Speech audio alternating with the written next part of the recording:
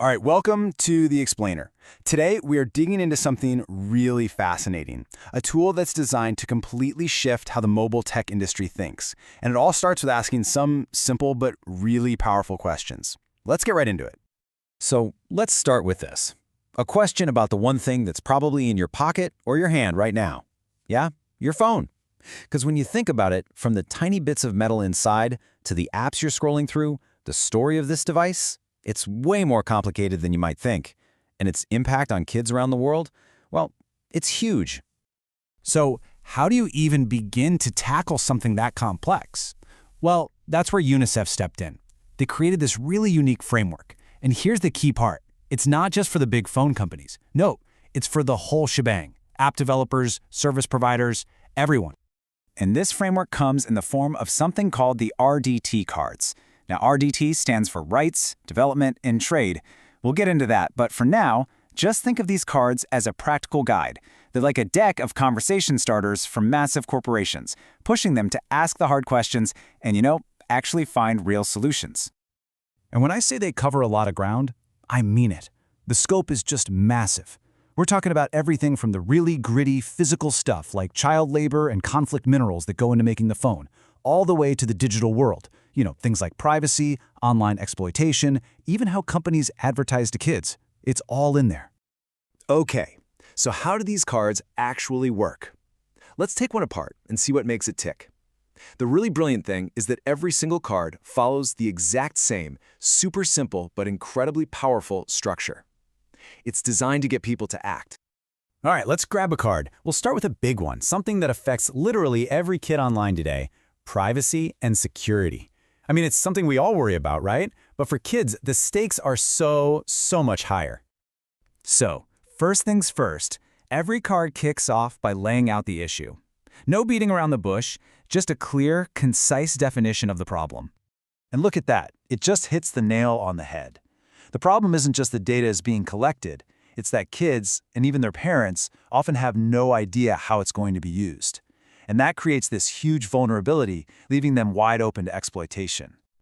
But here's where it gets really smart. The card doesn't just leave you with the problem. No, it immediately pivots. It flips the script and frames this challenge as an opportunity, a chance to actually do something good. See? This totally reframes the conversation. It's not about just ticking a box for legal compliance. It's a call to arms for companies to innovate, to build products that are safe by default. The idea is to empower kids and weave that safety right into the DNA of the product.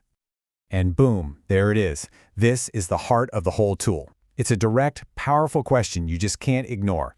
And it's not some philosophical thought experiment. It's meant to make everyone in that company, from a junior coder all the way up to the CEO, stop and think, okay, what are we actually doing about this? So, that structure, issue, opportunity, question, that's the magic formula. It's the engine that makes these cards work.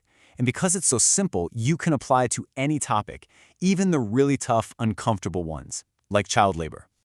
So again, it starts with the issue, and it doesn't pull any punches. It draws a straight line from the shiny phone in our hands back to kids who might be mining for its components, often in incredibly dangerous conditions. It's a harsh reality, and the card puts it right there on the table. But then, just like before, comes that pivot to opportunity. The card points out that these huge mobile companies have a ton of power, a ton of leverage. They're in a position to demand change, to support programs that can stop child labor before it even starts. They can be part of the solution. And then, the final piece, the question that demands accountability. Notice it's not asking, hey, should you do something about this? It's asking, what systems do you have in place? It's a call for concrete proof, for real, verifiable action all the way down the supply chain. All right, so this whole issue, opportunity, question thing is built on three big ideas. These are the pillars that give the RDT cards their name. Let's break down what they are and how they all fit together. Okay, so you've got rights, development, and trade. The whole point is that you need to look through all three of these lenses at the same time. Rights is about the basics. Are you respecting a child's fundamental human rights? Development is about looking at the bigger picture. How does your product affect a kid's health, their education, their well-being? And trade forces you to look at your entire global footprint, your whole supply chain. You put them all together, and suddenly there are no blind spots. So what's the end game here?